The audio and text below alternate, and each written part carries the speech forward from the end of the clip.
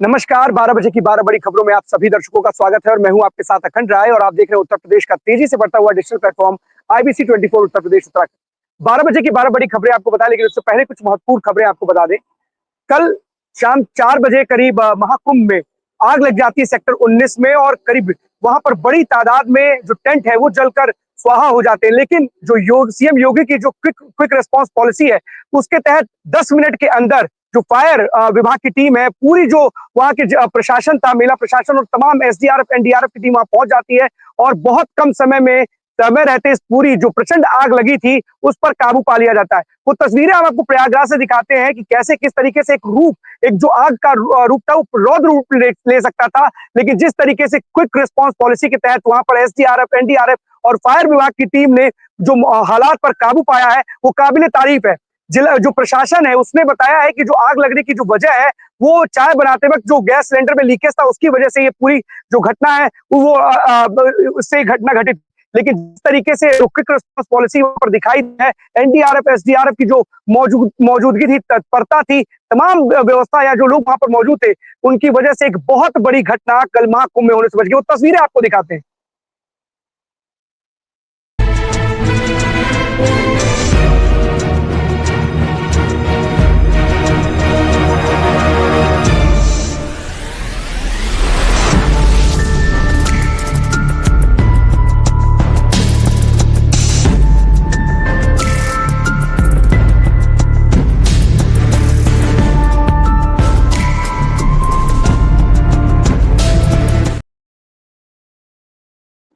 ये तस्वीरें आप देख रहे थे ड्रोन कैमरे की नजर से, लेकिन एक बहुत बड़ी घटना हो सकती थी कल। लेकिन वहां पर जो टीमें मौजूद थी, एनडीआरएफ की, एसडीआरएफ की, पुलिस की बात करें या ट्रैफिक पुलिस की बात करें, सबके समन्वय ने, पूरा टीम वर्क जिसे कहते हैं, उस टीम वर्क ने एक बहुत बड़ी घटना को होने से बचा लिया।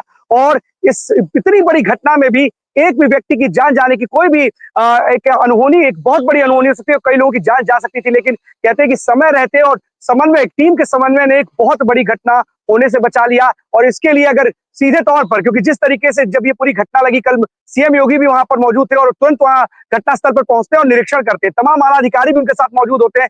लेकिन सबसे बड़ी बात है कि वहां पर किसी के भी हताहत होने की कोई खबर नहीं आई और बहुत काबिले तारीफ है, क्योंकि इतनी बड़ी तादाद में, जबकि आज तक करीब 8.25 करोड़ लोग जाकर के संगम में डुबकी लगा चुके हैं, ऐसे में इतनी बड़ी संख्या में मैनेज वहां पर जो श्रद्धालु थे, और अगर एक भी श्रद्धालु को खरोच तक नहीं आई है तो ये तारीफ की बात है। और सीएम योगी को इसके लिए, क्योंकि जिस तरीके से तत्परता दिखाते हुए घटनास्थल पर पहुंचे और निरीक्षण किया और तमाम जो लगातार समय समय पर निरीक्षण करते रहते हैं और तैयारियों का जायजा भी लेते हैं, और इसको लेकर के, क्योंकि मौनी अमावस्या है, 8 से 10 करोड़ श्रद्धालु उस दिन वहां पहुंच सकते हैं और उससे पहले इस तरह की घटना में कहीं ना कहीं लोग सचेत रहने के लिए भी, और ये कहीं जो प्रशासन है वहां पर, मेरा प्रशासन है, तमाम जो पुलिस की टीमें हैं, अग्निशमन विभाग है, सबको ये कहीं ना कहीं मैनेज करके देखना पड़ेगा कि इस तरीके की आगे चल करके अनहोनी ना हो। जागरूकता फैलाने की भी जरूरत है।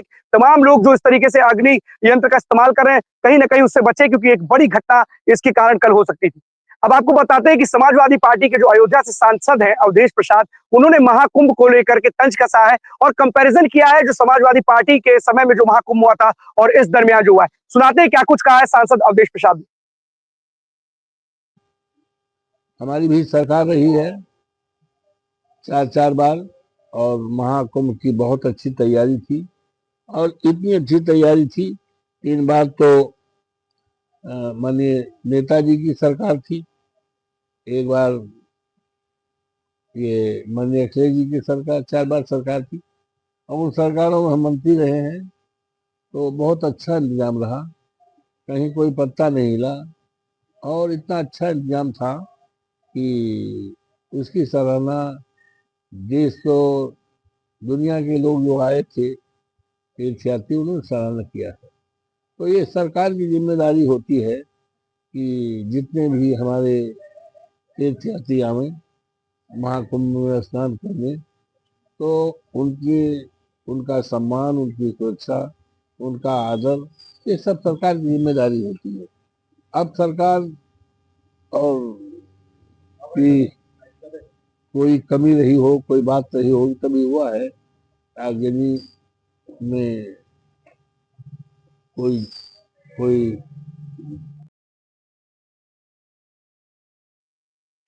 अवधेश प्रसाद हैं। 2013 में जिस तरीके से महाकुंभ हुआ था और 2025 में महाकुंभ चल रहा है, ऐसे में सवाल उठाने के लिए और कंपेयर कर रहे हैं। सवाल ये है कि इस वक्त भी करोड़ों की तादाद में श्रद्धालु पहुंच रहे हैं और कल जिस तरीके की घटना घटी और उसमें किसी भी प्रकार की कोई हताहत होने की जानकारी नहीं मिले, तो इसलिए किसी भी तरीके के सवाल और कंपैरिजन पे बोलने से बचना चाहिए और सुझाव अगर हो सके तो उसको देना चाहिए। लेकिन विपक्ष है, विपक्ष सवाल जरूर खड़े करता है और यही कहा है कि जो समाजवादी पार्टी के सांसद अवधेश प्रसाद हैं, वो सवाल खड़े कर रहे हैं और कंपेयर कर रहे हैं अपने और इस कार्यकाल में हो रहे महाकुंभ में। आपको बता दें, एक मुरादाबाद से हैरान कर देने वाली तस्वीर आई है, जहां पर ताबड़तोड़ फायरिंग का एक वीडियो है, वो वायरल हो रहा है सोशल मीडिया पर।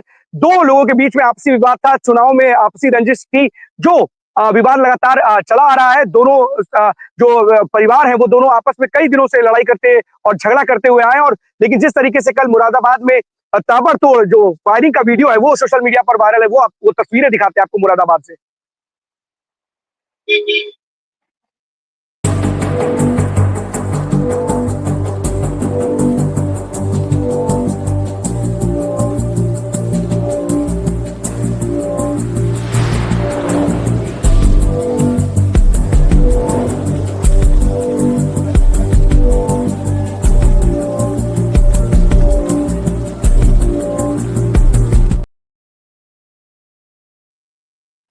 तो ये तस्वीरें आप देख रहे थे मुरादाबाद से थी, जहां पर ताबड़तोड़ फायरिंग एक फिल्मी अंदाज में जिस तरीके से दोनों गुट लड़ रहे होते हैं और छत से कम से कम आधे घंटे तक पत्थरबाजी होती है और ताबड़तोड़ फायरिंग युवक कर रहे होते हैं अपने छत से। आपसी रंजिश का पूरा मामला है, चुनावी रंजिश का पूरा मामला है, जिसमें दो परिवार जो है वो रंजिश के तहत आपस में लड़ाई कर रहे हैं। और ये जो घटना का जो पूरा वीडियो है सोशल मीडिया पर इस वक्त वायरल है। एक युवक जख्मी हुआ, मौके पर जब पुलिस को जानकारी मिलती है तुरंत पहुंचती है और जो घायल युवक है उसको अस्पताल लेकर जाती है। कार्रवाई में जुट गई है पुलिस, लेकिन जिस तरीके से खौफ पैदा करने की कोशिश की गई है इस फायरिंग के जो वीडियो सामने आया है, इसे कहीं ना कहीं देखा जा सकता है कि ये मनवर युवक है जो खुलेआम छत पर खड़े होकर फायरिंग कर रहे हैं, इनके खिलाफ कहीं ना कहीं पुलिस को कड़ी कार्रवाई करने की जरूरत है। अब चलते अपने सभी सहयोगियों के पास, एक एक करके हमारे साथ स्क्रीन पर जुड़ेंगे और आज की जो बड़ी खबरें हैं उनके शहर की, वो हमारे दर्शकों को बताएंगे। हमारे साथ अवनीश जुड़ चुके हैं कानपुर से। अवनीश, कौन सी बड़ी खबर है कानपुर से आज की? देखिए अखंड, जो बड़ी खबर है वो ये है कि यहाँ पर जो नए जिलाधिकारियां हैं वो उन्होंने चार्ज लेते ही ताबड़तोड़ जो है बैटिंग अगर कहा जाए तो करना शुरू कर दिया है। आपको बता दें कि बागपत के जो जिलाधिकारी थे जितेंद्र प्रताप सिंह, अभी जो 31 IAS अफसरों के ट्रांसफर हुए तो उस दौरान कानपुर के भी जिलाधिकारी को चेंज किया गया था, उनको मुख्यमंत्री का सचिव बनाया गया था। वही बागपत के जो जिलाधिकारी हैं जितेंद्र प्रताप सिंह जो थे, उनको कानपुर की जिम्मेदारी मिली थी। शनिवार को देर शाम उन्होंने चार्ज लिया है। चार्ज लेने के बाद में रविवार के दिन जब छुट्टी का दिन होता है उस दिन भी वो शहर में निकले, शहर का जायजा लिया। सबसे पहले जो यहाँ पर एक नाला जो हमेशा से जो है चर्चा में रहता है, शीशामऊ नाला, जिसको लेकर के विदेश तक से कहीं ना कहीं जो है बातें होती रहती हैं, उसको लेकर के वहां पर वो पहुंचे। सबसे पहले जाकर के वहां पर उन्होंने अधिकारियों को निर्देश दिए हैं कि यहाँ पर कोई भी गंदा पानी नहीं जाना चाहिए, क्योंकि महाकुंभ चल रहा है और महाकुंभ में गंगा जो है वहां पर जाती है, तो वहां पर किसी भी तरीके का गंदा पानी अभी या बाद में भी नहीं जाना चाहिए। उनका साफ तौर पर कहना था कि किसी भी तरीके की कोई बात सुनी नहीं जाएगी कि एक जनरेटर खराब हो गया है, दूसरा व्यवस्था नहीं है, तो पहले से ही व्यवस्था रखें, कोई भी दिक्कत होगी तो उसकी व्यवस्था तुरंत करें। लेकिन वहीं उनकी उसी के बाद में वो निकले हैं। निकलने के बाद में एक क्या कहते हैं कि आपका CSC में गए। CSC में जाने पर जब उन्होंने देखा है कि जो OPD चलती है, लगभग 4 बजे तक OPD चलती है, लेकिन उसके पहले ही बहुत सारे डॉक्टर जो है वो OPD छोड़कर चले गए थे। रजिस्टर चेक किया तो पता चला कि 8 जो कर्मचारी है वो नहीं आए, तो उन्होंने उनका वेतन रोकने की बात कही है। वहीं एक मल्टी लेवल पार्किंग पे गए हैं, वहां पर उनको कुछ खामियां मिली हैं, तो उन्होंने उसको भी जो है कहीं ना कहीं कहा है कि इसको सही से कार्य करें, नहीं तो उनके खिलाफ में कार्रवाई की जाएगी। तो साफ तौर पर ये कहना है कि जो नए जिलाधिकारी कानपुर में आए हैं लगातार चर्चा में रहते हैं। इसके पहले जब बागपत में थे तो वहां पर भी एक इन्होंने नकली पानी बनाने वाली फैक्ट्री को पकड़ा था, जिससे बुलडोजर चलाया था, जिसके बाद ये चर्चाओं में कहीं ना कहीं आए थे। बिल्कुल अवनीश, आपने एक बड़ी बात की है कि देखिए जिलाधिकारी शनिवार को कार्यभार सौंपा है और जिसके बाद ताबड़तोड़ कार्रवाई करने के लिए और सड़कों पर खुद निरीक्षण के लिए निकल चुके। ऐसे में जो जिलाधिकारी होता है उसके कंधे पर पूरे जिले की कमान होती है, तमाम जो विकास कार्य होते हैं उसको गति देने का भी इनके ही कंधों पर जिम्मेदारी होती है। कुछ लोग लापरवाही बरतते हैं और आपने जिस तरीके से बताया कि जिस प्लांट में उन्होंने बोला है कि कोई भी वैकल्पिक व्यवस्था, मतलब आप ये नहीं कह सकते कि आज जनरेटर खराब हो गया, हमारे पास दूसरा विकल्प नहीं था, क्या करें। उन्होंने तमाम स्पष्ट किया है और ये भी दिखाया कि हम औचक निरीक्षण करते रहेंगे और जो भी लापरवाह कर्मचारी हो या अधिकारी उनके खिलाफ कार्रवाई करती रहेंगे। और जो निर्माणाधीन बिल्डिंग है, पार्किंग की बात की आपने, तो कहीं ना कहीं एक बात ये जो दिखाता है और दर्शाता है कि अधिकारी चाहे तो विकास के कार्यों को गति दे सकता है। कहते हैं ना कि सब कुछ निर्भर होता है एक अधिकारी के ऊपर और जिला अधिकारी एक महत्वपूर्ण भूमिका में होता है और जिले के विकास की पूरी जिम्मेदारी इनके कंधे पर होती है। नए जिलाधिकारी आए, आराम से कहते हैं मैं चार्ज लूंगा, चार्ज लेने के बाद एक आध दिन पूरे मैं देखूंगा, कार्यशैली लोगों की देखूंगा, उसके बाद मैं समझूंगा। लेकिन आपने बोला ना कि हमेशा चर्चा में रहते हैं अपने कार्यों को लेकर के, शायद यही कारण है कि आते ही आते एकदम बैटिंग करना इन्होंने ताबड़तोड़ शुरू कर दिया और ये दर्शाया है कि अधिकारी क्या कुछ कर सकता है। कुछ ना कुछ ऐसे अधिकारियों पे नकेल कसने की जरूरत है अवनीश, क्योंकि जिलाधिकारी अगर एक्टिव है और अच्छे हैं, क्योंकि जिस तरीके से वो कार्य प्रणाली उनकी दिख रही है कि आते आते उन्होंने एक्शन मोड में तमाम जाकर के जगहों का निरीक्षण किया और उन्होंने बोला कि कोई वैकल्पिक व्यवस्था में आप किसी तरह की ढिलाई मत बरतिएगा। तो क्या लगता है कि कुछ जो कर्मचारी हैं, जो सोए हुए कर्मचारी और अधिकारी होते हैं, इनके आने के बाद वो शायद जाग जाएंगे? देखिए, बिल्कुल सबसे पहला चार्ज उनको कानपुर देहात का मिला था जब वो डीएम बने थे। उसके बाद में लगातार वो चार्ज पर हैं। उसके बाद में देवरिया गए थे, उसके बाद में बागपत और फिर एक बड़े जिले की कमान कहीं न कहीं उनको मिली है। तो जो कानपुर देहात में जब वो थे तो कहीं न कहीं जो इस तरीके के लापरवाह जो अधिकारी हैं, वो कहीं न कहीं उनसे नाराज़ भी रहते थे कि जिस तरीके से वो वहाँ पर भी कार्रवाइयाँ लगातार करते रहते थे। इस तरीके की कार्रवाई की उन्होंने साफ तौर पर बात की है। जब शनिवार को उन्होंने चार्ज लिया था तो अपने जितने भी सहकर्मी उनसे जब मुलाकात की तो उनका साफ तौर पर कहना था कि हम सब कुछ बर्दाश्त करेंगे लेकिन किसी भी तरीके की कोई लापरवाही बर्दाश्त नहीं करेंगे, क्योंकि बहुत सारे लोग हैं जो लापरवाही करते हैं और करप्शन फैलाने की कोशिश करते हैं। तो करप्शन फैलाने का कोई भी अगर मामला उनके सामने आएगा तो तत्काल प्रकार से कार्रवाई भी करेंगे। हमारे जो सहयोगी है उनसे कहेंगे अगर जो उन्होंने निरीक्षण किए हैं अगर वो हमारे दर्शकों को दिखाएं कि किस तरीके से उन्होंने निरीक्षण के दौरान पे अधिकारियों को फटकार भी लगाई है कि किसी भी तरीके की कोई अगर लापरवाही करते हुए कोई नजर आता है तो उसके खिलाफ सख्त कार्रवाई की जाएगी, कोई ढील नहीं बरती जाएगी। यही कारण है कि सरकार ने जो है उनके ऊपर या शासन ने उनके ऊपर भरोसा जताया और इतने बड़े एक शहर की जिम्मेदारी दी है। बिल्कुल, तस्वीरें आप हमारे दर्शकों को दिखाते हैं किस तरीके से नए डीएम का चार्ज लेते ही एक्शन मोड में है कानपुर के डीएम। वो तस्वीरें देखिए आप।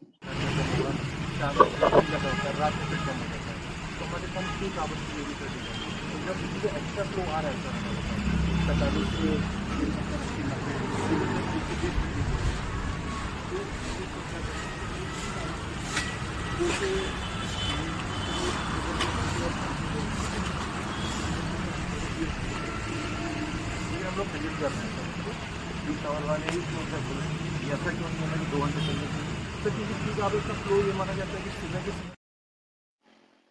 ये तस्वीरें थी कानपुर से अवनीश।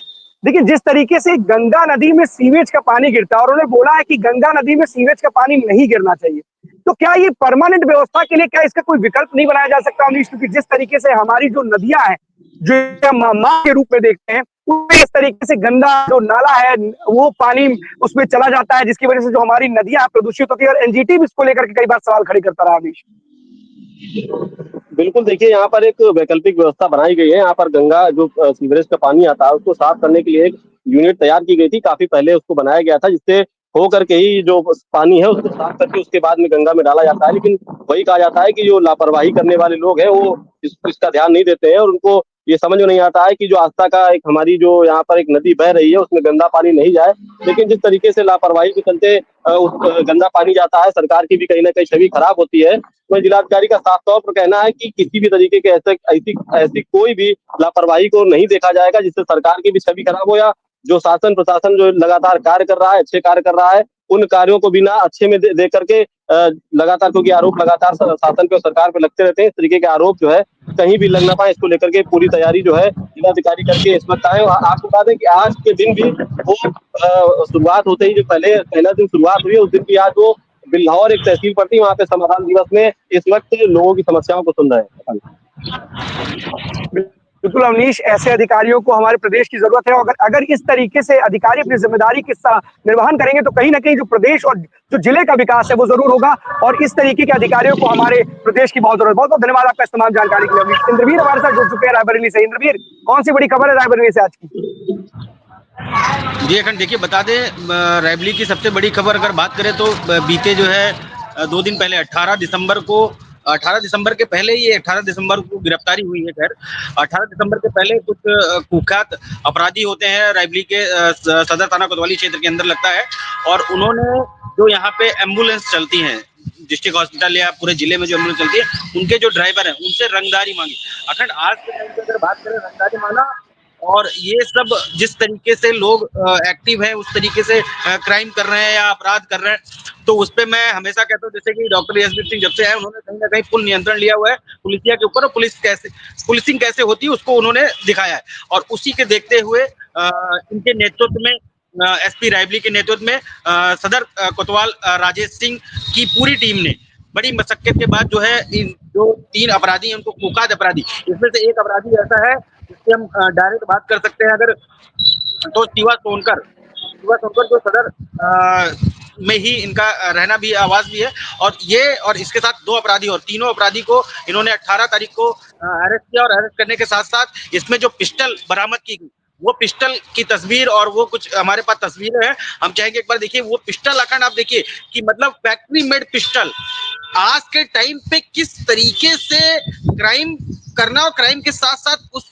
हथियारों को कहां से लेके आना है, कहां से किस, ऐसी पिस्टल ऐसा लग रहा है जैसे ये एक पर्टिकुलर लाइसेंसी पिस्टल है, और कुछ कारतूस बरामद हुई है, कारतूस इसमें जिंदा बरामद हुई है। तो इस तरीके से क्राइम कर देना, और इसको लेकर के जब आने वाले समय में इनके बाद इन्होंने रंगदारी मांगना शुरू कर दिया ड्राइवरों से और इससे, तो उसको लेकर के कहीं ना कहीं इनकी गिरफ्तारी हुई है, और बड़े पैमाने पे हम चाहेंगे कि एक बार अगर हमारे पास तस्वीरें हैं तो वो जो पिस्टल आदत फैक्ट्री ये हुआ है, इसमें 32 बोर की पिस्टल है वो, और 4 कारतूस बरामद हुई है। अगर उस पिस्टल को आप देखेंगे ना तो आपको देखने के बाद लगेगा कि नहीं यार, ये माइंड मेकअप ये पिस्टलें और ये सब इनका मतलब कहाँ से आती हैं और किस तरीके के इंद्रवीर एक वेब सीरीज आई थी उसमें दिखा है ना कि किस तरीके से जो फैक्ट्री बनती है हथियारों की। देखिए वेब सीरीज का चलन और उसके बाद जिस तरीके से क्राइम को बढ़ावा दिखाया गया है, सीरीज हो या मूवीज हो, क्योंकि कानपुर में घटना घटित हुई उसने यूट्यूब में और क्राइम पेट्रोल और वेब सीरीज देखकर लूट किस तरीके से करते, करीब 450 युवक ने देखे कि कैसे घटना को अंजाम दिया जा सकता है।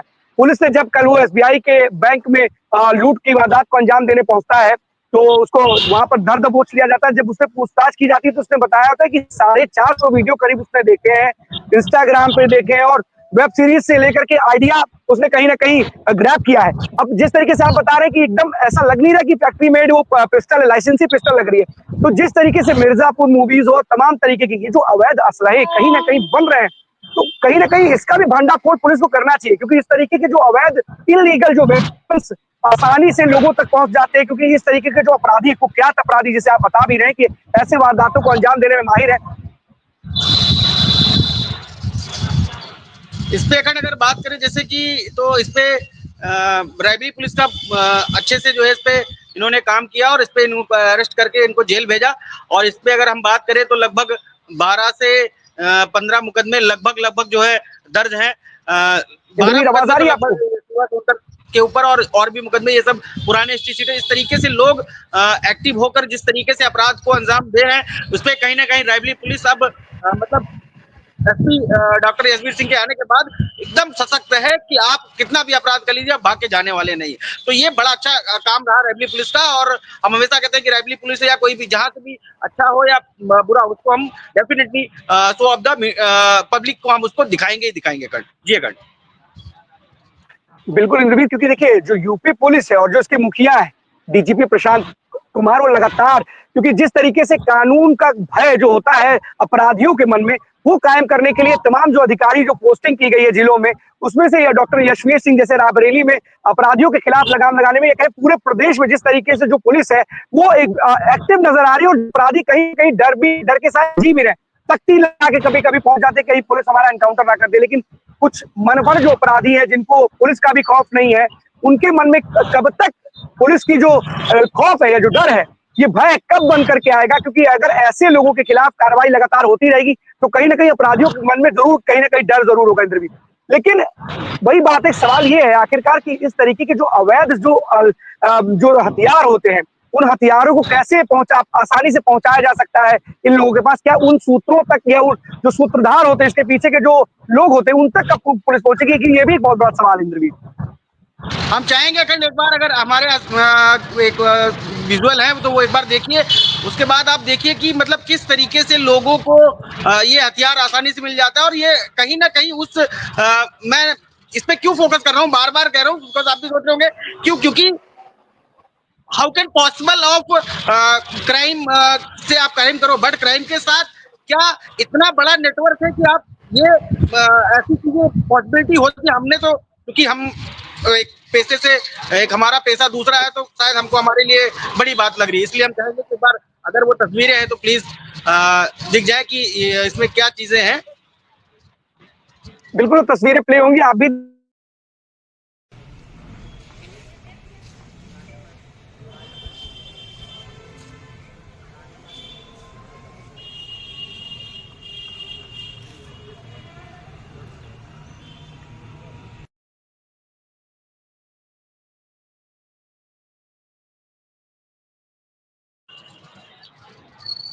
देखिए इसमें कुछ नकद भी इनके साथ बरामद किया गया, जो कुछ कैश था कहीं से इन्होंने जो भी अपना पाए थे, पुलिस ने इनको कैश भी दिया, पुलिस से इनको कैश भी बरामद हुआ। इस तरीके की घटनाएं को अंजाम दे रहे हैं तो वो कहीं ना कहीं रैली के लिए एक बड़ा क्वेश्चन मार्क था। खैर इस पे पुलिस ने काम किया और बड़े पैमाने पर इस पे जो है काम करके इनको जेल का रास्ता दिखाया। और आने वाले समय में एक इसमें ऐसा अपराधी जिसके ऊपर 12 मुकदमे, बाकी के ऊपर 1-2 मुकदमे, तो ये कहीं ना कहीं रायबरेली पुलिस, और सब बात करें अगर सदर कोतवाल राजेश सिंह, तो उनकी भी इसमें जो है कामयाबी बेहतर रही। और आने वाले समय में रायबरेली की जनता को उन्होंने आश्वस्त किया कि आप बेफिक्र होकर रह सकते हैं जब तक हम यहाँ पे हैं। जी अकट।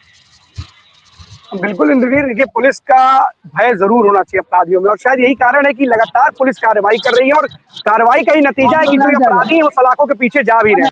और अगर इस तरीके से पुलिस एक्टिव नजर आएगी और एक्टिवनेस के साथ अपराधियों के खिलाफ धरपकड़ अभियान, कहते हैं ना कि एनकाउंटर्स लगातार जारी है, क्योंकि अपराधी जो इतने मन बड़े कि पुलिस पर ही गोली चला देते हैं, तो पुलिस जान की रक्षा में या इन अपराधियों के साथ एनकाउंटर में, मुठभेड़ में, क्योंकि गिरफ्तार करे कैसे, जब ये अपराधी को गिरफ्तार करने पहुंचते हैं या किसी तरीके से अपने सूत्रों की तरह जानकारी हासिल करते हैं कि ये अपराधी यहाँ पर है, मुखबिर की सूचना पर पहुंचते हैं, तो ये अपराधी पुलिस पर ही फायर झोंक देते हैं, तो पुलिस को मजबूरी में एनकाउंटर करना पड़ता है। और ऐसे तमाम जो पेशेवर अपराधी हैं, जो कुख्यात अपराधी हैं, उनको गिरफ्त में लेने के लिए इस तरीके के जो ऑपरेशन से लगातार जारी किए गए हैं। और उत्तर प्रदेश की जो पुलिस है वो पूरे अलर्ट मोड पे एक्टिव है कि अपराध का जो जीरो टॉलरेंस की नीति है सीएम योगी की, उसको लेकर के आगे बढ़ रहे हैं, और आगे बढ़ते ही ये जो अपराधी इनके खिलाफ लगाम लगा रहे हैं। बहुत बहुत धन्यवाद आपका इंद्रवीर इस तमाम जानकारी के लिए। आदर्श हमारे साथ जुड़ चुके हैं हरदोई से। आदर्श, कौन सी बड़ी खबर है आज की हरदोई से?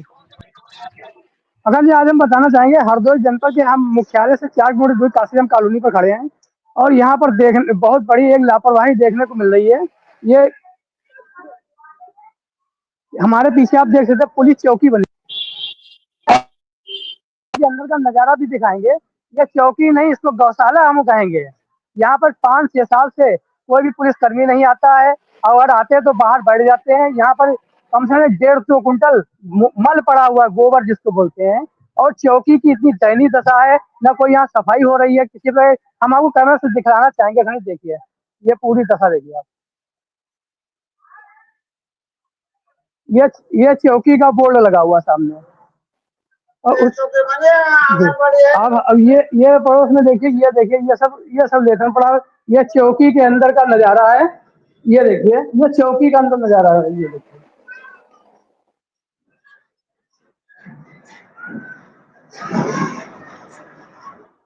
ये जब चौकी के अंदर का आदर्श पूरा नजारा सवाल है। और अदर सवाल ये जी है जी कि जब पुलिस के अंदर का, जो पुलिस चौकी के अंदर का नजारा है, वो तस्वीरें तो बहुत कुछ बयां करती हैं, यानी इसका मतलब जो पुलिस चौकी जिनकी भी जिम्मेदारी होगी उस चौकी की, उनको बैठने के लिए जरूरत नहीं है। मतलब इस चौकी की अगर वहां पर एक इस तरीके से मल पड़ा हुआ है और तमाम गंदगी का जो अंबार है वो पुलिस चौकी के अंदर है, तो साफ सफाई का जो एक मैसेज जाएगा, पुलिस चौकी में कोई फरियाद लेके कैसे आएगा भाई? फरियाद कौन लेकर के आता है? पुलिस चौकी में कोई आदमी जाता भी है कि पुलिस चौकी बनी है नाम की? इस पुलिस चौकी में किसी पुलिस वाले का कोई मतलब ही नहीं है।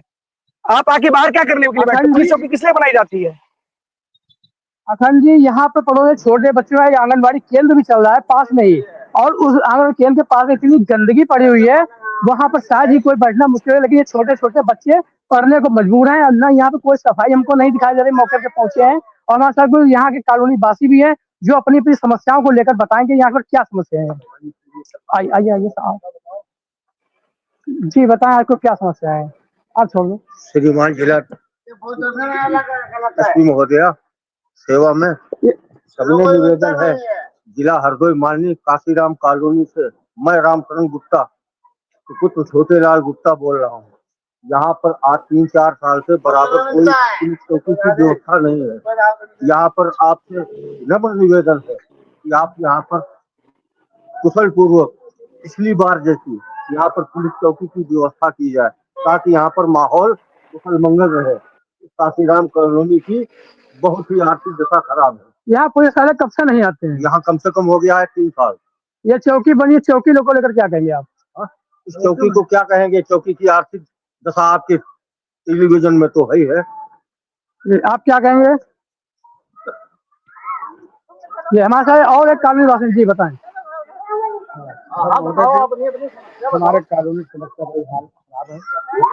सड़कें यहाँ का आप देख लीजिए, चारों ओर सब सड़कें खराब है, निकलने योग नहीं, कहीं गड्ढा है, कहीं कुछ है, क्या नाली की दशा बहुत खराब है, बिजली व्यवस्था बहुत खराब है।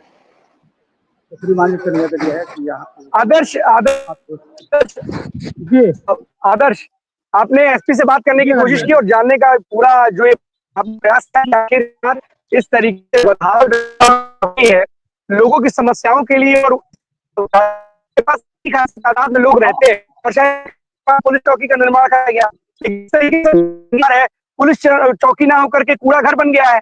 तो आखिरकार एसपी महोदय को इस बात की जानकारी है कि नहीं कि उनके उनके क्षेत्र में एक चौकी पड़ती है, उस चौकी में भी कुछ जिम्मेदार की जिम्मेदारी होगी, लेकिन वहां पर नदारद है और चौकी जो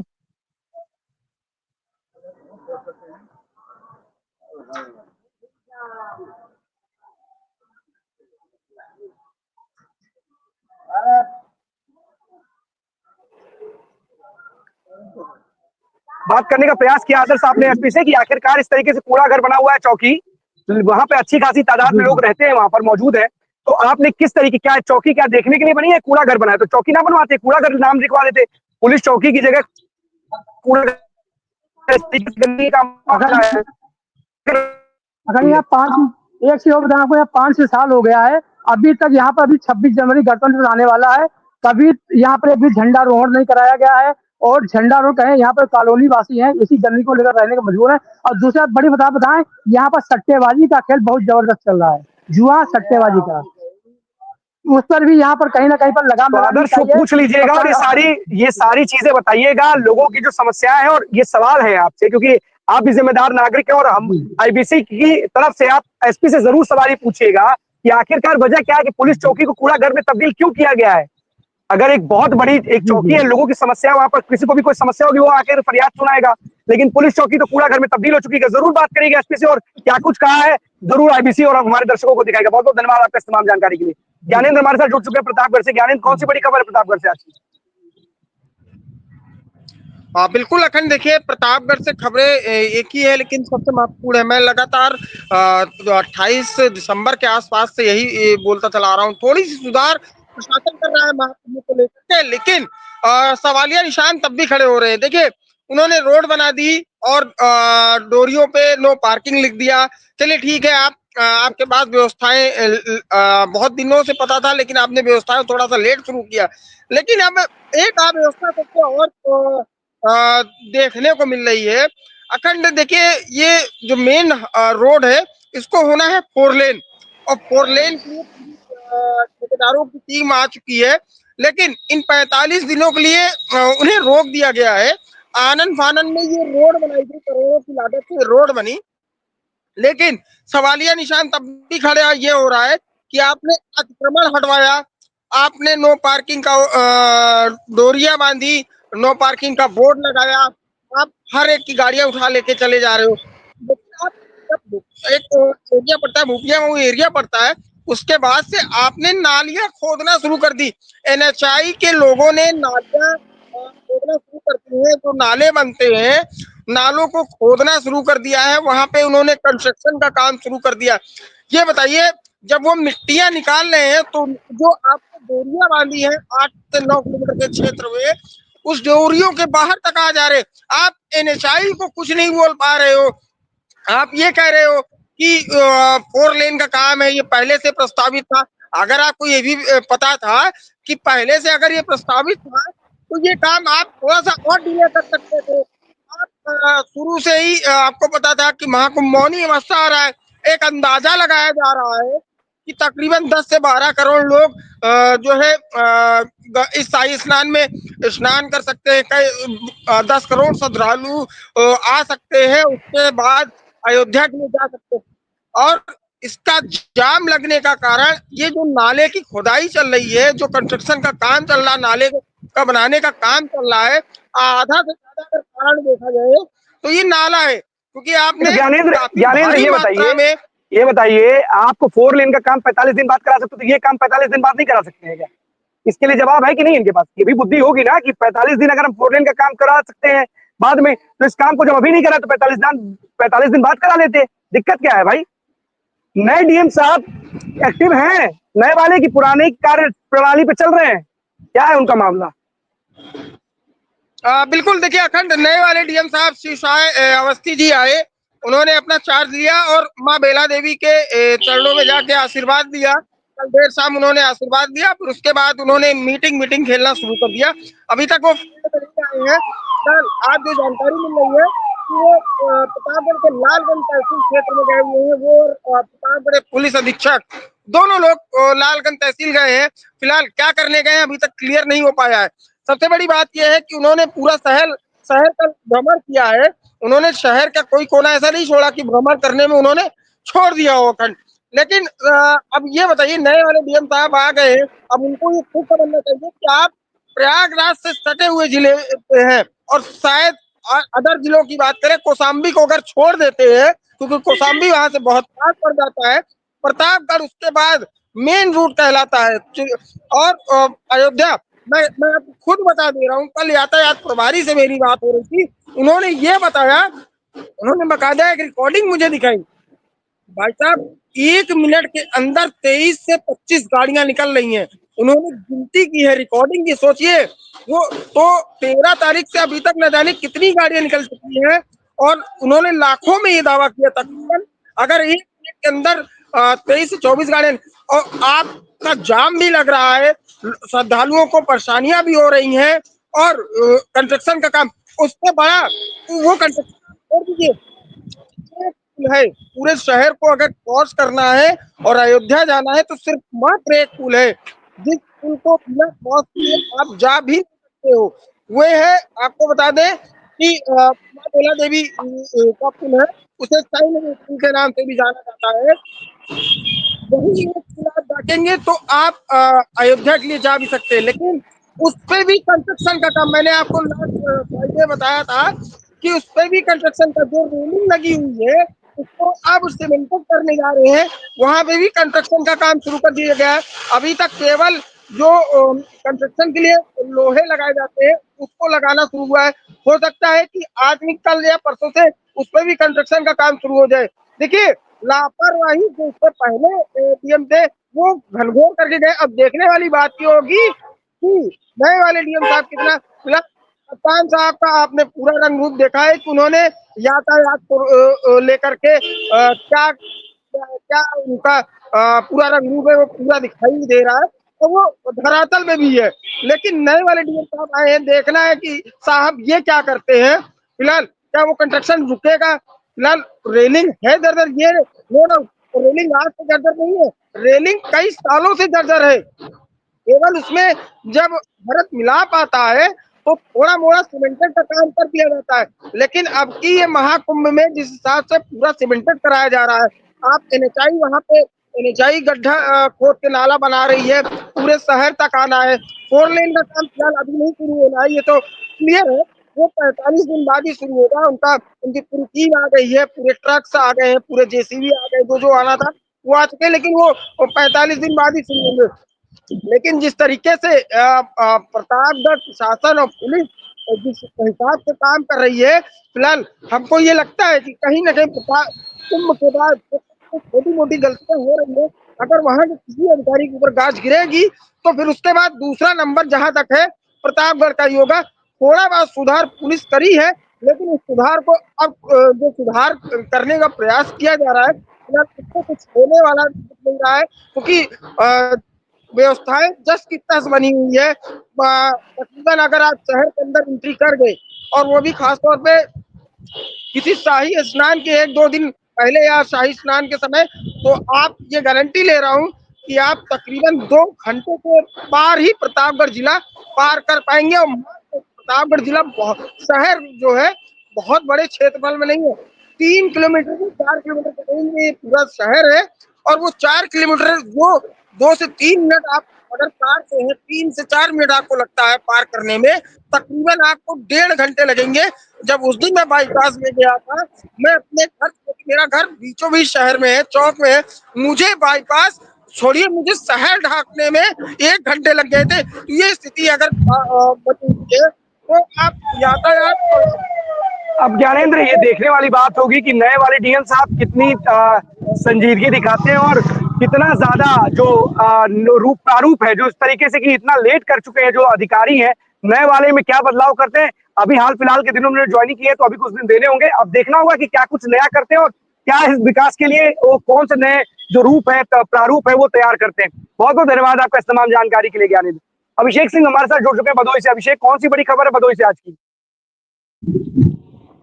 जी अखंड, भदोही की अगर बड़ी बात करें तो भदोही की बड़ी खबर ये रही कि भदोही में लगातार आए दिन यह देखने को मिल रहा है कि गाय भैंस एवं मंदिरों में चोरी की वारदात सामने आ रही है। अभी 4 से 5 दिन पूर्व की घटना है। भदोही में कई गांवों में यह घटना सामने आई कि कई गांवों में रात में जो है कि कुछ जौनपुर और मिर्जापुर और भदोही के कुछ मनचले ऐसे चोर हैं जो है घटना का अंजाम देते हुए नजर आए। इसमें भदोही में एक घटना जो है कि सामने आया था। एक गांव था भदोही में, वहां लगभग 3 भैंसे चुरा कर ये लोग जो है कि मेले में गए। मेले में जाकर के इन्होंने भैंसों की जो है कि व्यापार किया। व्यापार करने के उपरांत जब यह शिकायत हुई, तब जो है कि ऐसे चोरों पर लगाम लगी और यह चोर जो है जौनपुर से जो है कि पकड़े गए। तो मामला यह है कि आखिरकार जो है कि रात में इस तरीके की घटना रोज प्रतिदिन देखी जा रही है। तो बड़ी खबर है भदोही के लिए। जी अखंड। अभिषेक, तो पुलिस क्या कर रही है ऐसे चोरों को पकड़ने में? क्या करते हैं भदोही पुलिस का पीछे रही? पुलिस की तो काबिल तारीफ की बात की जाएगी।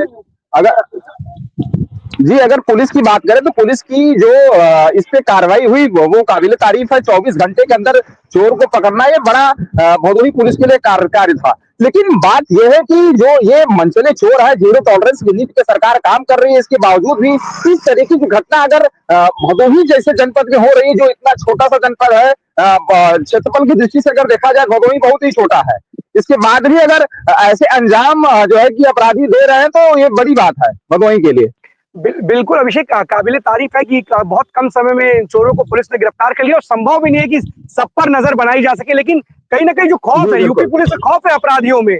ऐसा नहीं है कि पुलिस का खौफ नहीं है अपराधियों में, लेकिन ऐसे लोगों को ऐसी जगहों को चिन्हित करने की जरूरत है, ऐसे स्पॉट्स चयन करने चाहिए पुलिस को।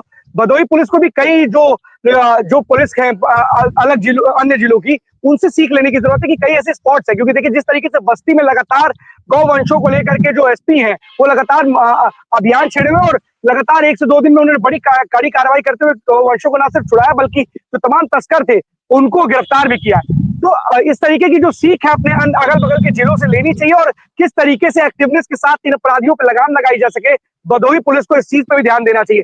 बिल्कुल काबिले तारीफ है। हर पुलिस हर वक्त हर समय सब पर नजर नहीं रख सकती है, लेकिन कोई घटना को अगर भदोही की, तो बताइए अभिषेक। जी अखंड, अगर दूसरी खबर बताएं भदोही की, तो भदोही में जो कालीन का व्यापार है वह बेहतर जो है कि चलता हुआ नजर आया। उसी के बीच भदोही से कालीन प्रयाग संगम के लिए, महाकुंभ के लिए भी भेजी गई। प्रयाग कुंभ में भदोही कालीन को भी दर्शाया गया है। तो बड़ी बात यह है। उसके साथ साथ भदोही में जो भदोही वाया वाराणसी वाया जो भदोही से पर्यटक जा रहे हैं, उनके लिए भी जिला प्रशासन मुस्तैद है। उनके लिए जो भी सुविधाएं हैं वो मुहैया कराई जा रही है भदोही जनपद से महाकुंभ के लिए। बिल्कुल अभिषेक, देखिए एक व्यापार की भी बहुत बड़ी अपार संभावना है महाकुंभ, और जैसा भी कि सीएम योगी बोल भी चुके हैं कि 5,000 करोड़ लगे हैं, तो 2 लाख करोड़ रुपए का व्यापार महाकुंभ से होने जा रहा है। ऐसे में कहीं ना कहीं हर जिले को कुछ ना कुछ जरूर मिलेगा। और जिस तरीके से कालीन के लिए प्रख्यात है हमारी भदोही, तो कहीं ना कहीं जो लोग हैं जो आएंगे, बात और कहना चाहूंगा जी अखंड, एक बात और मैं कहना चाहूंगा भदोही के लिए खास तौर से, जिस तरीके से महाकुंभ को लेकर के वाराणसी, प्रतापगढ़, भदोही जैसे नजदीकी छोर हैं प्रयागराज के, ये चौहद्दी के रूप में देखे जाते हैं ये जिले। लेकिन जिस तरीके से प्रयाग कुंभ का जो है कि विकास वाराणसी और प्रयागराज में देखा जा रहा है, उस तरीके से भदोही में कोई इसकी भनक नहीं लगी। जो भी ग्रामीण सड़कें हैं आज भी उसी तरीके से दस्तूर है।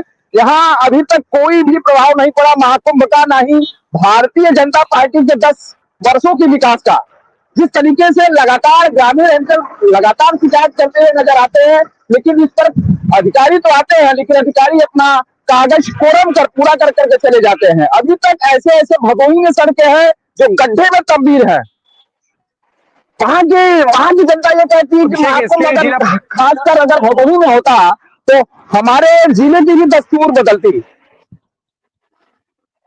बिल्कुल अभिषेक, जिला प्रशासन को इस ओर ध्यान देना चाहिए और जो तमाम ऐसी सड़कें हैं उसको दुरुस्त करना चाहिए, क्योंकि देखिए शिकायत तो जनता करेगी अगर आप उनके जिले में विकास कार्य नहीं करेंगे। तो आपके कंधों पर एक जिम्मेदारी महाकुंभ को लेकर के नहीं, सड़कों का निर्माण वैसे भी विकास की गति को आगे बढ़ाता है, तो इसलिए विकास को गति दे रही है, तो सड़कों का निर्माण जरूरी है। तो इसलिए विकास कार्यों की भदोही में बहुत बहुत जरूरत है। बहुत बहुत धन्यवाद आपका इस तमाम जानकारी के लिए अभिषेक। अपूर्व हमारे साथ जुड़ चुके हैं अयोध्या से।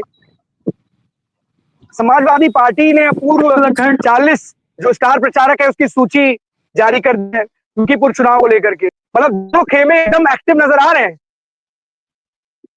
बिल्कुल अखंड, मैं बता दूं कि कहीं ना कहीं मिल्कीपुर का जो चुनाव है वो इस वजह से मुझे बड़ी मतलब कि मुस्कुराहट भी चेहरे पे इसी वजह से देख रहे हैं, क्योंकि ये जो चुनाव है कहीं ना कहीं बड़ा दिलचस्प है। क्योंकि जिस तरफ से एक तरफ सपा सांसद के बेटे अजीत प्रसाद, दूसरी तरफ नया चेहरा चंद्रभान पासवान भाजपा से, और तीसरी बात आजाद समाज पार्टी यानी कि भीम आर्मी से सूरज चौधरी को उतार दिया। वहीं अगर बात करें तो बहुजन समाजवादी के प्रबल दावेदार राम गोपाल, हालांकि समाज जो है बहुजन समाजवादी पार्टी ने साफ तौर पर उपचुनाव को लड़ने से इनकार कर दिया, लेकिन उसके बावजूद भी जो निर्दलीय प्रत्याशी के रूप में निखर कर आए हैं, ये बहुत बड़े चेहरे माने जाते हैं और ये इन्होंने भी नामांकन किया है और कहीं ना कहीं उपचुनाव में बड़ी बेहतर तरीके से जो प्रयास है, जो चुनाव इनका वो मतदान जो है मतदाता है कहीं ना कहीं दिख रहे हैं।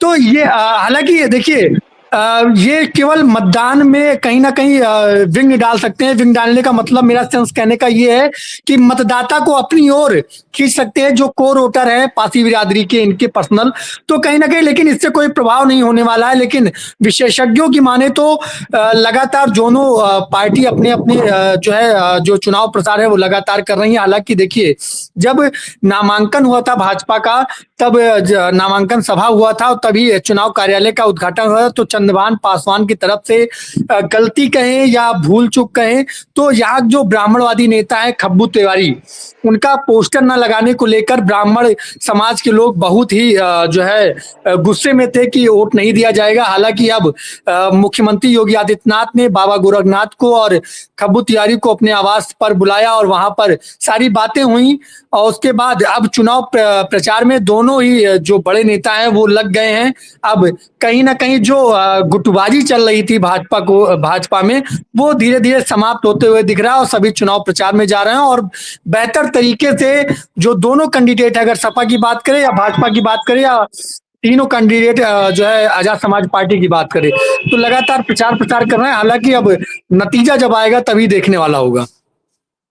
अपूर्व, जिस तरीके से गुटबाजी को लेकर के आपने बताया है कि गुटबाजी चल रही है बीजेपी में, ऐसी खबरें आ रही है कि समाजवादी पार्टी में भी गुट बने हुए हैं और जो दोनों खेमे हैं गुटबाजी में, भले ही आज सीएम आवास पे या सीएम के साथ उनकी बैठक और मुलाकात हो, लेकिन क्या गुटबाजी जो है वो खेल बिगाड़ देती? क्योंकि लोकसभा चुनाव में ऐसी तमाम बातें निकल के आई थी, जिसे भीतर घात को लेकर के जब बाद में निकाला गया था उसका समीकरण की हार के क्या कारण है, तो भीतर घात एक बहुत बड़ी वजह निकल करके सामने आई थी। क्या अयोध्या की मिल्कीपुर जो सीट है इस बार भी भीतर घात की वजह से सुर्खियों में, या फिर यहाँ पर भी प्रत्याशियों का खेल बिगाड़ सकते हैं भीतर घाती लोग? नहीं अखंड, देखिए जो अभी तक नामांकन तक की बात मैं करूं तो नामांकन तक ऐसा लग रहा था कि समाजवादी पार्टी जो है वो बड़ा ही वर्चस्व दिखा रही है मिल्कीपुर उपचुनाव को लेकर और कहीं ना कहीं जो कयास लगाए जा रहे थे कि कहीं ना कहीं ये इनसे ठीक चल रहे हैं। चुनाव में। लेकिन अब क्या है कि गुटबाजी भी समाप्त हो गई है। अगर समाजवादी की बात करें, समाजवादी के जितने भी बड़े नेता हैं, बड़े कार्यकर्ता हैं, वो सभी एकजुट होकर काम कर रहे हैं इस चुनाव में। सबसे अहम बात तो यही है, चाहे वो अवधेश प्रसाद जो सपा के सांसद है उनकी वजह से, चाहे अखिलेश जी की वजह से, चाहे समाजवादी पार्टी की वजह से, चाहे जो भी वजह रहा हो, लेकिन इसमें अब गुटबाजी नहीं दिख रही है। लेकिन भाजपा में अब तक गुटबाजी दिख रही थी, लेकिन अब धीरे धीरे वो भी समाप्ति की ओर है। और सभी जितने भी जो 12 प्रत्याशी से ज्यादा जो दावेदार थे भाजपा के, वो सभी एक होते हुए नजर आ रहे हैं। अब धीरे धीरे प्रचार करना शुरू कर दिया है। बिल्कुल अपूर्व, बहुत कम समय बचा है। 5 तारीख को चुनाव है और 8 तारीख को काउंटिंग होगी और जीत और हार किसके किससे जाएगी उस दिन डिक्लेयर हो जाएगा। लेकिन गुटबाजी खेल बिगाड़ती है और ये बातें बीजेपी को बहुत पहले से इस बात का आभास है, क्योंकि जिस तरीके से ना सिर्फ अयोध्या में बल्कि पूरे प्रदेश में जिस तरीके से करारी हार लोकसभा में मिली है, कहीं ना कहीं इस जो जीत मतलब चाहेगी भारतीय जनता पार्टी की, उस हार का बदला इस मलकीपुर चुनाव में जरूर लिया जाए। साख का सवाल न सिर्फ सीएम योगी के लिए बल्कि भाजपा के लिए भी है। ऐसे में किसी भी प्रकार की हर तरीके की रणनीति के साथ बीजेपी उतरना चाहती है। देखिए अखंड, साख का सवाल तो दोनों तरफ है। अगर समाजवादी पार्टी की बात करें या भाजपा की बात करें, तो साख तो दोनों तरफ लगी हुई है। जहां एक तरफ अखिलेश यादव जी हैं, दूसरी तरफ मुख्यमंत्री योगी आदित्यनाथ। अगर बात करें लोकसभा चुनाव के बदले की, तो कहीं ना कहीं जो है देखिए जो है मिल्कीपुर जीत कर सीएम योगी कहीं ना कहीं लोकसभा जो हारे थे उसका बदला अगर दूसरी तरफ देखा जाए समाजवादी पार्टी की तरफ, तो जहां 9 विधानसभा सीट पर उपचुनाव हुए, उसके बाद 7 जो है सीटें भाजपा ले गई और 2 सीटें जो है समाजवादी पार्टी। तो कहीं ना कहीं समाजवादी पार्टी भी 7 सीटों का बदला भी लेना चाहती है। तो दोनों तरफ दांव लगा हुआ है। लेकिन अब मुकाबला कितना जबरदस्त है, और जबरदस्त हो भी रहा है। लेकिन अब रिजल्ट आने के बाद ही होगा कि किसका चित और किसका पट। बिल्कुल अपूर्व, बहुत सही बात आप कह रहे हैं, क्योंकि देखिए समाजवादी पार्टी ने भी एक लंबी फहरिस्त उतार दी है 40 स्टार प्रचारक एक मिल्कीपुर विधानसभा के उपचुनाव के लिए। तो कहीं ना कहीं समाजवादी पार्टी के लिए भी साख का सवाल जरूर बना है, जैसे कि उत्तर प्रदेश की भाजपा के लिए और न सिर्फ सीएम योगी के लिए बल्कि समाजवादी पार्टी स्टार प्रचारकों के साथ सांसद है डिंपल यादव है, अवधेश प्रसाद है, आजम खां का भी नाम इसमें लिस्ट में शामिल है। तो कहीं ना कहीं मिल्कीपुर की जो चुनावी गणित है, वो कहीं ना कहीं समाजवादी पार्टी भी चाहती है कि जीत करके एक संदेश देने की कोशिश करें कि हमारा जो अभी भी राज है वो काम है, और भले ही भारतीय जनता पार्टी की सरकार क्यों ना हो, लेकिन हम मजबूती के साथ मिल्कीपुर का चुनाव लड़ रहे हैं। बहुत बहुत धन्यवाद आपका इस तमाम जानकारी के लिए, महत्वपूर्ण जानकारी के लिए अपूर्व, क्योंकि जिस तरीके से मिल्कीपुर की जो सीट है वो इस वक्त दोनों भी पार्टियों के लिए, समाजवादी पार्टी के लिए और बीजेपी के लिए साख का सवाल बनी हुई है। ऐसे में कहीं ना कहीं जो जीत और हार को लेकर के दोनों की जो बेचैनी है वो साफ तौर पर दिखाई दे सकती है। जुम्मन कुरैशी हमारे साथ कासगंज से जुड़ चुके हैं। जुम्मन, कौन सी बड़ी खबर है कासगंज से आज की? आपको अखंड मैं आपको बता दूं, आज की कासगंज जनपद की सबसे बड़ी खबर यह है कि कासगंज शहर के जो है नगरई गेट पुलिस चौकी है, और पुलिस चौकी के सामने एक युवक को जो है तालिबानी सजा दी गई है। उसको बहुत बेरहमी से पीटा गया और उसको पकड़कर खींचते हुए ले जा रहे हैं दबंग, और उन्होंने काफी जो है उसके साथ बर्बरता पूर्वक उसके साथ मारपीट की है। और वहीं जो रागी निकलते जा रहे थे वह भी यही गुहार लगा रहे थे दबंगों से कि इसको मत मारो, ये मर जाएगा। लेकिन दबंगों का दिल नहीं पसीजा और उन्होंने उसको बहुत बेरहमी से बेरहमी से पीटा, जिसका वीडियो सोशल मीडिया पर वायरल हो रहा है। वहीं आपको बता दें कि ये अभी तक मामला पता नहीं चल पा रहा है कि युवक को क्यों मारा, क्या वजह रही थी, ये वजह स्पष्ट नहीं हो सकी है। अखंड में एक बात और आपको बता दूं, इससे पहले भी ये जो एक वीडियो वायरल हुआ था, उसी जगह पर नदर गेट पुलिस चौकी के सामने एक चाउमीन विक्रेता था, उसके साथ जो है मारपीट की गई थी और उसको बहुत चाउमीन के पैसे उसने मांगे थे। लेकिन उन्होंने, जो लोग थे मारने वाले, उन्होंने चाउमीन के पैसे नहीं दिए। इसी दौरान उन्होंने जो है चाउमीन विक्रेता के साथ बहुत बुरी तरीके से मारपीट की थी। और ये कासगंज शहर की नदर गेट पुलिस चौकी के सामने का मामला है। बिल्कुल देखा जाए तो इस मामले को लेकर कासगंज पुलिस पर बहुत बड़े सवाल खड़े हो रहे हैं कि जब उस युवक को जो है दबंग मार रहे थे तो पुलिस कहाँ थी, कहाँ ड्यूटी थी, लेकिन पुलिस चौकी में पुलिस थी या नहीं थी, ये बहुत बड़े कासगंज शहर में जो है चर्चा का विषय बना हुआ है। पुलिस के लिए एक बहुत बड़ा सवाल है। जी जुम्मन, क्या पुलिस ने कुछ अपराधियों को, जिस तरीके से युवक के साथ मारपीट के कुछ अपराधियों को हिरासत किया है, या जांच पड़ताल में जुटी हुई और लोगों की तलाश में जुटी हुई है? जी, अखंड मैं बता दूं, पुलिस जो है जब वीडियो वायरल होने के बाद मामले की जांच पड़ताल में जुट गई है, लेकिन अभी तक कोई भी मारने वाले जो जिन्होंने मारपीट की है उनमें से कोई भी आरोपी अभी तक पुलिस की गिरफ्त में नहीं आया है। पुलिस का यही कहना है कि जो भी आरोपी हैं उनके खिलाफ कड़ी से कड़ी कार्रवाई की जाएगी। एक और दूसरी खबर है, कासगंज जनपद की गंजड़वाड़ा कोतवाली क्षेत्र के सहावर रोड पर जो एक एचपी का पेट्रोल पंप था, वहां पर जो है कुछ अज्ञात चोरों के द्वारा जो है जो पेट्रोल पंप पर बाइक खड़ी थी उसको चोरी कर ले गए हैं और सीसीटीवी में चोर साफ दिख रहे हैं बाइक को चोरी करके ले जाते हुए। बाइक में हैंडल लॉक लगा हुआ है, लेकिन एक जो बाइक चोर हैं तो उसको बाइक को उठाकर ले जा रहे हैं और वो जिसका सीसीटीवी का जो वीडियो है वो सोशल मीडिया पर वायरल हो रहा है। और जो भी जिन्होंने चोरी की घटना को अंजाम दिया है चोरों ने, अभी तक पुलिस की गिरफ्त से दूर है। जी अखंड। बिल्कुल जुम्मन, पुलिस को ऐसे अपराधियों के खिलाफ सख्त कार्रवाई करनी चाहिए और जल्द से जल्द तलाश करनी चाहिए ऐसे चोरों की, ऐसे बदमाशों के, अपराधियों की जिसके मन में पुलिस का डर नहीं है, खौफ नहीं है। क्योंकि अगर खौफ नहीं होगा तो लगातार इस तरीके की जो मनगढ़ जो अपराधी हैं वो लगातार वारदातों को अंजाम देंगे। बहुत बहुत धन्यवाद आपका इस तमाम जानकारी के लिए जुम्मन। तो आपको बता दें कि देखिए जो मुख्य सचिव हैं यूपी के, उन्होंने डेडलाइन दी थी और डेडलाइन के साथ उन्होंने कहा था कि सभी जो अधिकारी कर्मचारी हैं वो अपनी चल अचल संपत्ति का मानव संपदा पोर्टल पर अपलोड करें। लेकिन अभी भी 36,000 ऐसे कर्मचारी हैं जिन्होंने अपनी संपत्ति का ब्यौरा नहीं दिया है। ऐसे में नाराजगी जताते हुए मनोज कुमार सिंह जो यूपी के मुख्य सचिव हैं उन्होंने स्पष्ट किया कि ऐसे अधिकारियों कर्मचारियों के खिलाफ कड़ी कार्रवाई की जा सकती है। क्योंकि इतनी डेडलाइन देने के बाद भी जो अधिकारी कर्मचारी हैं उन्होंने अपनी संपत्ति का विवरण नहीं दिया है, तो इसको लेकर के खासा नाराज है यूपी के मुख्य सचिव और उन्होंने स्पष्ट किया है कि ऐसे लोगों के खिलाफ कड़ी कार्रवाई की जाएगी। तो 12 बजे 12 बड़ी खबरों में आज के लिए बस इतना ही। कल हम आपके सामने फिर से होंगे हाजिर, तब तक के लिए दीजिए हमें इजाजत। धन्यवाद।